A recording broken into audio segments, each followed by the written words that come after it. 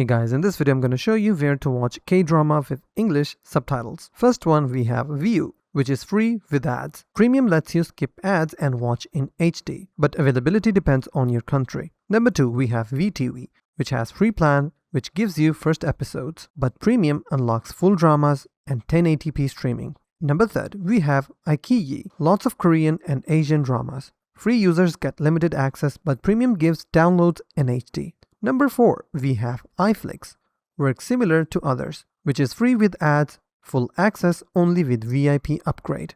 On number 5, we have Viki by Rakuten, huge K-drama library, free episodes with ads, but new episodes are locked behind paid plans. Bonus application, we have Hi TV and Netflix. Hi TV offers free streaming with ads, and Netflix has exclusive K-dramas you won't find anywhere else. So the trick is simple.